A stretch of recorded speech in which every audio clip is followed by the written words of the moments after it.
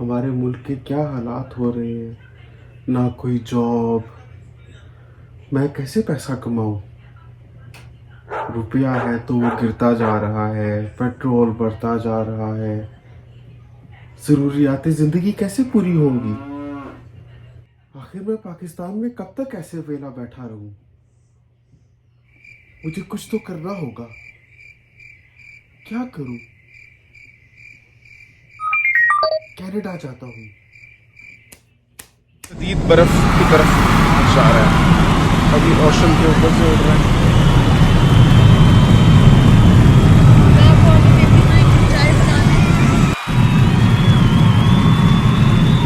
आधे रास्ते में हम यूरोप के ऊपर से गुजर रहे थे। जो सूरज की किरणें आप देख रहे हैं, ये यूरोपियन सूरज की किरणें हैं। इंटरव्यू के बाद मुझे ये ईमेल आई कि having interviewed you, we think that we would like to move forward with your application. यानी आपका इंटरव्यू करने के बाद हम ये सोच रहे हैं कि आपको हायर कर लें, तो आप हमें अपने आईडी डॉक्यूमेंट्स भेजिए। अस्सलाम वालेकुम नाजरीन, मैं हूं बिलाल जफ़र। आप देख रहे हैं हमारा कनाडा। आज जुम्मे के दिन हमें पाकिस्तान से कनाडा आए हुए ठीक 1 महीना और 1 हफ्ता हो चुका है। और आज मेरा इंटरव्यू था। कैसा हुआ, किस जॉब का इंटरव्यू था और फर्दर क्या होने जा रहा है, उसके बारे में आपको मैं बताऊंगा। साथ ही साथ आपके साथ अपनी पहली सहरी रूटीन भी शेयर करेंगे और बाद में अफ्तारी रूटीन भी शेयर करेंगे। तो काफ़ी दिलचस्प व्लॉग है और मालूमाती भी है, आपने कोई भी पार्ट मिस नहीं करना। जल्दी से इस वीडियो को एक थम्स अप दे दीजिए। चलिए वीडियो शुरू करते हैं। बस नाश्ता करते हैं और उसके बाद इंशाल्लाह नमाज पढ़ते हैं। खाया सहरी में ऑमलेट चीज़ चिकन पराठा, ऊपर और नीचे पराठा और सेंटर में ऑमलेट चीज़ चिकन। और ये पाकिस्तान के स्टाइल की थिक क्रीम हमें मिली शान फूड्स से। उसके अलावा हमने कहीं भी इतनी थिक क्रीम नहीं देखी। इधर वही चक्कर रहता है। 18% मिल्क फैट, 35% मिल्क फैट, लेकिन उसके बाद भी गीली गीली सी और लिक्विड लिक्विड सी क्रीम होती है। देखा, मैं नेस्ले की मिल्क पैक क्रीम को बड़ा मिस कर रहे थे, तो वो इस स्टाइल की होती है जैसे अभी हिना ने निकाली थी प्लेट में, तो थिक सी क्रीम थी यहाँ पर। वरना आमतौर पर ग्रोसरी स्टोर से इस तरह की क्रीम्स मिलती हैं। ये ऊपर देख रहे हैं 18 लिखा हुआ है, इस पर 35 लिखा हुआ है, तो ये मिल्क फैट होता है। मैक्सिमम ये 35% मिल्क फैट वाली मिलती है, लेकिन इसको भी मैं अगर डालूंगा ना तो ये भी बहुत ही पतली होगी इसके मुकाबले में। तो हम यूज टू होते हैं इस किस्म की क्रीम के। तो ये मुझे सिर्फ शान फूड्स की दुकान पर ही मिली है, थिक क्रीम KDD की। और इसका जायका बहुत अच्छा है, ये मिल्क पैक क्रीम जैसी जैसे पाकिस्तान में होती है। और प्राइस सबकी सेम है, तो अगर आप भी इसको पसंद करते हैं तो थिक क्रीम लेने के लिए शान फूड्स की दुकान पर जाएं। वरना आपको ये मिलेगी, इसमें फिर बेस्ट है 35% वाली लें, क्योंकि इसमें मैक्सिमम मिल्क फैट कंटेंट होता है। अस्सलाम वालेकुम नाजरीन, कैसे हैं आप लोग। मैं हूं बिलाल जफ़र, हमारा कनाडा से। आज मैंने सोचा आपके साथ अपनी सहरी रूटीन शेयर करूं कि मैं सहरी में क्या क्या खाता हूं या कम से कम आज क्या खा रहा हूं। इसमें सबसे पहले आप देखें, ये आपको सैंडविचेस नज़र आएंगे। ये बहुत ज़बरदस्त ट्यूना सैंडविचेस हैं। ये मैंने इसमें ये वाली ट्यूना यूज़ की है, ये कर्कलैंड की। कर्कलैंड यहाँ का बेस्ट ब्रांड है, नट्स में भी और हर चीज़ भी इसकी बहुत अच्छी होती है। तो कर्कलैंड की ये सॉलिड लाइट ट्यूना है, ये सनफ्लावर ऑयल में होती है। इसको बस खोलें, इसका ऑयल ड्रेन कर दें, तो अंदर से जो ट्यूना निकलती है उसमें आपने एक हरी मिर्च काटनी है, काली मिर्च डालनी है और मेयोनेज़ डालना है। तो उसको मिक्स करके आप बस डबल रोटी में लगाएं। ये मैं अल गुरैर सेंटर में खाता था दुबई में, इतना मज़े का मुझे लगता था। तो यहाँ पर आकर मुझे अच्छे रीज़नेबल रेट पे ट्यूना मिली है, तो अब मैं ये रेगुलरली खा रहा हूँ। पाकिस्तान में तो बहुत ही महंगी मिलती थी। ये फ्रेश ट्यूना का कभी भी इतना अच्छा नहीं बनता जितना कैंड ट्यूनास का बनता है, कभी आप चेक कीजिएगा। ये साथ में आप देख रहे हैं फिलाडेल्फिया क्रीम चीज़ है, और ये लच्छेदार पराठे हैं जो मैं पसंद करता हूँ मेपल सिरप के साथ। मेपल सिरप और चाय मैंने अभी माइक्रोवेव में गर्म होने रखी हुई है, बस ये खाता हूँ इंशाल्लाह। तो आधे घंटे में सहरी का टाइम ख़त्म हो जाएगा, फिर उसके बाद इंशाल्लाह नमाज़ पढ़नी है और फिर दुनिया के काम शुरू हो जाएंगे। कोशिश करूँगा कल रात का बचा हुआ दही भल्ले भी बड़ा पसंद आते हैं अगली सहरी में खाने में, है ना। वहाँ से मुझे वो निकाल देना चाय उसमें से, तो थोड़े से दही भल्ले भी खाऊँगा और बाकी ये चीज़ें। तो मैं कभी भी सहरी में बड़े बड़े पराठे जैसे लोग खाते हैं अंडों के साथ, वो कभी मैंने नहीं किया काम। और ये भर के चाय एक मग में पीता हूँ। इसमें लौंग, दालचीनी, इलायची, अदरक और एवरीडे कॉफ़ी और शहद और पानी और पत्ती, ये है इसकी रेसिपी। तो चले मैं करता हूँ सहरी, आप लोगों से मुलाकात होती है इंशाल्लाह फिर। तो नाज़रीन, मैंने आपको आज ये बताना था कि मेरा इंटरव्यू कैसा हुआ। मेरा इंटरव्यू था आज दोपहर 1:30 बजे और मुझे 2 बजे जुम्मे की नमाज के लिए भी निकलना था। और 1:30 बजे जो इंटरव्यू था वो वर्चुअल इंटरव्यू था, माइक्रोसॉफ्ट टीम्स के ऊपर ये इंटरव्यू हुआ। जिनको नहीं पता, क्योंकि पाकिस्तान में अभी इतना पॉपुलर नहीं है माइक्रोसॉफ्ट टीम्स, इसी तरह से जैसे पहले हम स्काइप यूज़ करते थे या कोई भी वीडियो कॉलिंग प्लेटफॉर्म हो उसको अगर आप यूज़ करते हो, तो माइक्रोसॉफ्ट टीम्स काफ़ी एक प्रोफेशनल किस्म की वीडियो कॉन्फ्रेंसिंग करने की सहूलत आपको फराहम करता है। तो माइक्रोसॉफ्ट टीम्स के ऊपर ये इंटरव्यू था। मुझे रिक्रूटर ने पहले से ईमेल पर लिंक भेज दिया हुआ था और बता दिया था कि ठीक 1:30 बजे इस लिंक को क्लिक करके माइक्रोसॉफ्ट टीम्स पर आ जाइएगा और वहाँ पर आपका इंटरव्यू होगा। तो मैंने पहले से माइक्रोसॉफ्ट टीम्स को इंस्टॉल कर लिया था एज एन ऐप अपने फ़ोन के ऊपर, और एहतियातन अपने लैपटॉप के ऊपर भी वो microsoftteams.com खोल लिया था मैंने, और मोबाइल और लैपटॉप दोनों को फुली चार्ज करके रखा था ताकि बीच में कोई चार्जिंग के कम होने की वजह से डिस्ट्रप्शन ना हो जाए। ठीक 1:30 बजे इंटरव्यू स्टार्ट हुआ। यहाँ पर मैंने देखा है कि कोई भी रिक्रूटर कभी भी अगर आपको इंटरव्यू की अपॉइंटमेंट देता है तो ठीक उतने बजे इंटरव्यू स्टार्ट हो जाता है। मान लीजिए कभी किसी ने अगर आपको 11:45 का टाइम दिया तो ठीक 11:45 पर आपको कॉल आएगी, अगर उसने कहा था कि मैं कॉल करूंगा। अगर किसी ने कहा कि मैं वीडियो कॉल करूंगा, तो आज 1:30 पर, ठीक 1:30 पर मुझे वीडियो कॉल आई। जो इंटरव्यू था उसमें क्वेश्चंस जो पूछे गए वो मेरा बैकग्राउंड था कि मैंने क्या पढ़ा हुआ है, क्या क्या काम किया है। जो रिक्रूटर थी वो एक गोरी थी, वो ये पूछना चाह रही थी कि ख़ास तौर पे इस जॉब से रिलेटेड मेरे पास्ट एक्सपीरियंस में क्या है, और फिर कुछ सवालात किए जो मैंने देखा है कि यहाँ पर रिक्रूटर्स के बड़े ही फेवरेट सवालात हैं। वो आप सुन लीजिए। अगर आप कनाडा आ रहे हैं तो चाहे आप किसी भी इंडस्ट्री से जुड़ी हुई जॉब करना चाहते हो, इन सवालात के जवाब पहले से अपने जहन में तैयार करके रखें, क्योंकि इनके पूछे जाने के चांसेस बहुत होते हैं।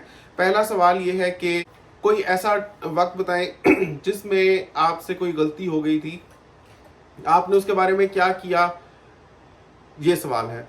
दूसरा सवाल ये था कि आप अपने आप को 5 साल के अरसे में कहाँ देखते हैं। तीसरा सवाल ये था कि आपको जॉब पर जाने के लिए क्या चीज़ मोटिवेट करती है।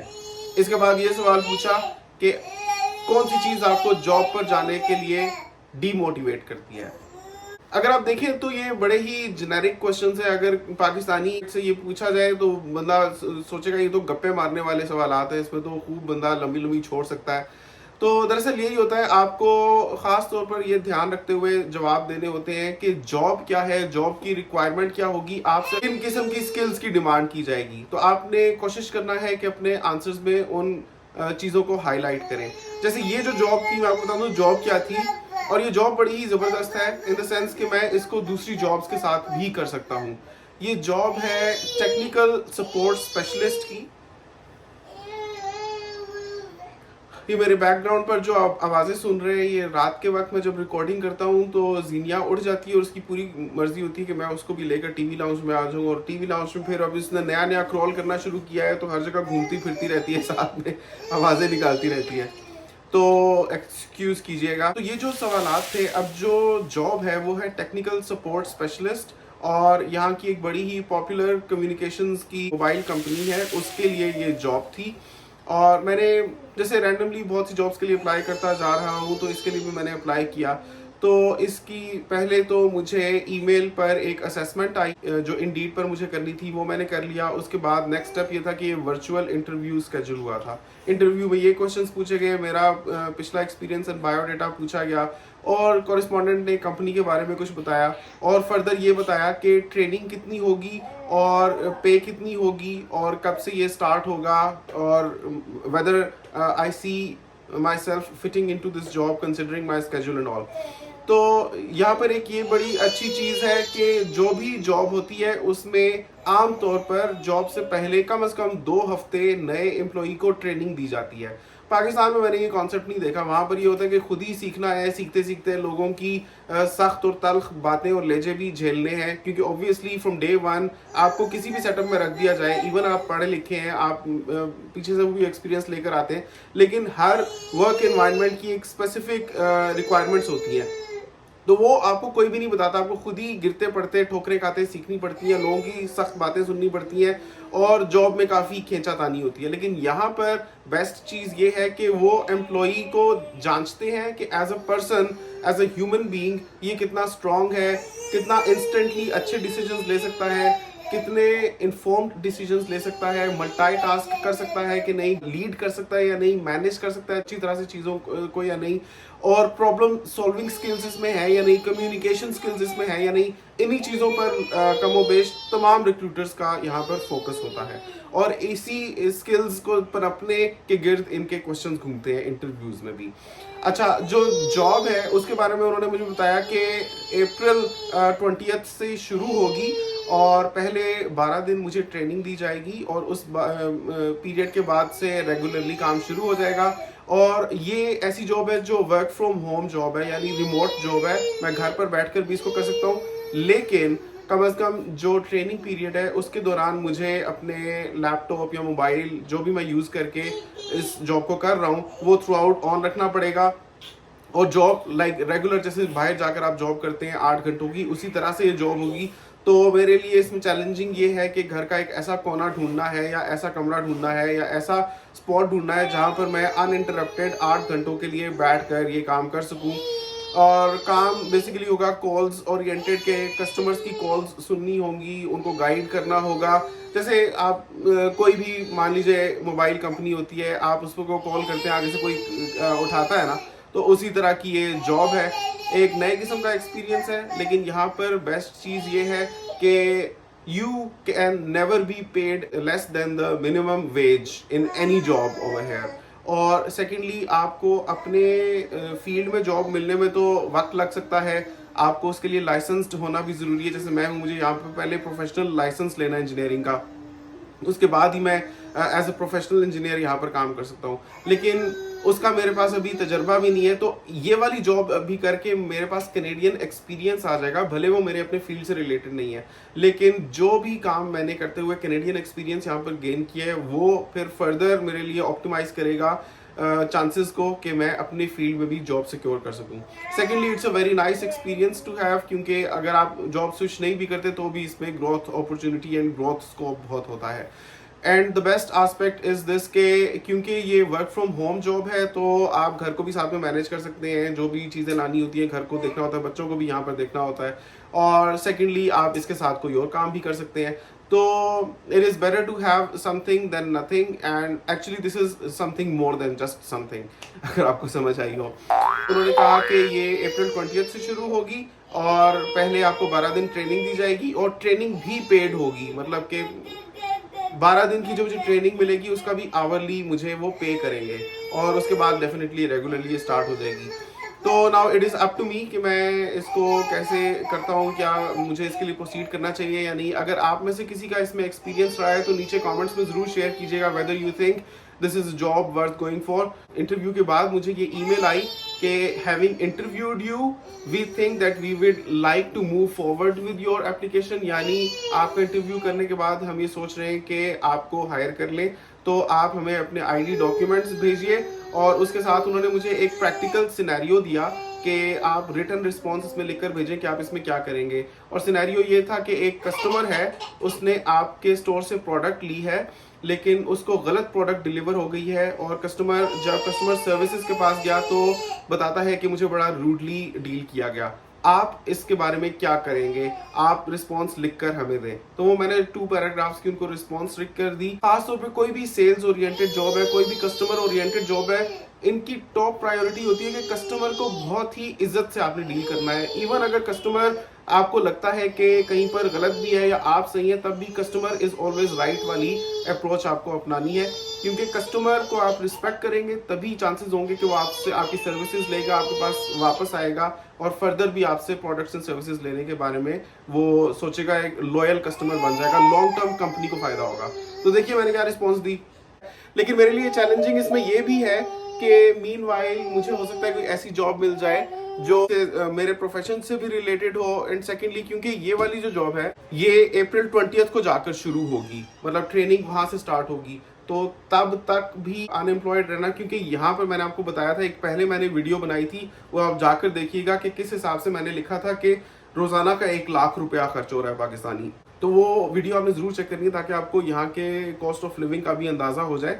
बहरहाल क्योंकि अभी इसमें वेट पीरियड है एंड मैंने बहुत सी जॉब्स के लिए अप्लाई किया हुआ है, मैं एम्प्लॉयमेंट एजेंसीज के पास भी किया हूँ, and I am actually expecting positive responses from at least 3 to 4 jobs. तो ये देखना है कि वेदर ये करूं या वो, क्योंकि यहाँ पर है कि बहुत सारी जॉब्स मैंने एक टाइम पर अप्लाई करके and I am expecting responses. क्यों एक्सपेक्ट कर रहा हूँ? क्योंकि उनकी असेसमेंट्स हो चुकी है and I have got positive responses, और जल्दी इंशाल्लाह कोई पॉजिटिव आउटकम होने का भी इम्कान है। प्राइमरीली मैं एक बिजनेस माइंडेड बंदा हूँ, मैंने हमेशा ये पसंद किया है कि मैं सेल्फ एम्प्लॉयड हूँ, कोई ना कोई प्रोडक्ट्स या सर्विसेज मैं किसी ना किसी वक्त या तो पाकिस्तान में या पाकिस्तान से बाहर देता ही रहा हूँ। अभी इवन पाकिस्तान में रहते हुए भी मैंने बहुत सी ऐसी सर्विसेज पाकिस्तान से बाहर दी हैं, इंजीनियरिंग रिलेटेड भी, सॉफ्टवेयर रिलेटेड भी, जो मुश्किल होता है मतलब आमतौर पर इस तरह की अपॉर्चुनिटीज़। लेकिन ये होता है कि आपको खुद ही अपने लिए ढूंढनी होती है, और यहाँ पर भी मेरी यही कोशिश रहेगी कि एज सुन एज पॉसिबल मैं सेल्फ एम्प्लॉयड हो जाऊँ और मैं कुछ ऐसे बिजनेसेस यहाँ पर शुरू करूँ जिनमें मुझे वर्क लाइफ बैलेंस भी मिले and I can live life on my own terms like I have always done in Pakistan. उसके लिए मुझे आपके साथ और आपके दुआओं की भी ज़रूरत है। अगर आप लोग इस चैनल को सपोर्ट करेंगे तो क्वाइट पॉसिबल है कि इस चैनल के थ्रू ही इतनी एक अलग ही डायरेक्शन में ज़िंदगी निकल जाए, तो वो भी बड़ा मज़ा आएगा। तो आपने करना इतना है कि चैनल को सब्सक्राइब करना है, आपने लाइक करना है और इस वीडियो को शेयर करना है, क्योंकि मैं बहुत क्वालिटी कंटेंट बनाऊंगा। और इस चैनल को देखकर, चाहे आप इंडिया से एज अ स्टूडेंट आ रहे हैं कनाडा, या आप पाकिस्तान से एज अ परमानेंट रेजिडेंट आ रहे हैं, वर्क परमिट पर आ रहे हैं, आपको यहाँ के लाइफस्टाइल के बारे में बहुत ज़बरदस्त मालूमात मिलेंगी। और मैं आगे आगे जाकर ऐसी वीडियोस भी बनाने वाला हूँ जिसमें मैं आपको इन्फॉर्म करूँगा कि आप कैसे कनाडा आ सकते हैं वर्क वीज़ा पर या स्टूडेंट वीज़ा पर, यहाँ पर कौन से प्रोफेशंस के लिए अच्छी अपॉर्चुनिटीज़ हैं, कौन से ऐसे शॉर्टकट्स हैं या तरीके हैं जिनको यूज़ करके आप कनाडा आ सकते हैं, उनके बारे में भी वीडियोज़ आने वाली है, इसलिए चैनल को सब्सक्राइब करके ज़रूर रखिए। तो जी यहाँ पर हम समोसे फ्राई कर रहे हैं, अफ्तारी की तैयारी हो रही है। इन कीमे वाले समोसों की कंप्लीट रेसिपी आपको हिना बिलाल कनाडा व्लॉग्स पर मिल जाएगी। उस चैनल का लिंक आपको एंड स्क्रीन पर मिल जाएगा, ज़रूर विज़िट कीजिए और ज़बरदस्त रेसिपीज़ सीखिए। और उनकी मदर का चैनल है बीबी जान व्लॉग्स, उसको भी ज़रूर सब्सक्राइब कर लीजिए। नाजरीन, आज ऊपर वाली आंटी ने कहा कि उनसे प्लेट ले जाऊं, देखते हैं उन्होंने क्या बनाया है। तो ये उनसे मैंने प्लेट ले ली है। आ हा माशाल्लाह माशाल्लाह, कितनी ज़बरदस्त लग रही है। ये छोले तो मैं सुबह लच्छेदार पराठों के साथ खाऊंगा, छोले पूरी जैसा टेस्ट होगा।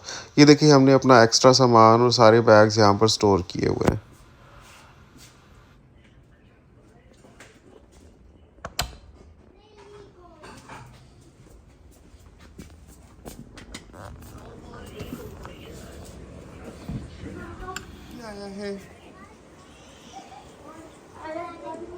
आया है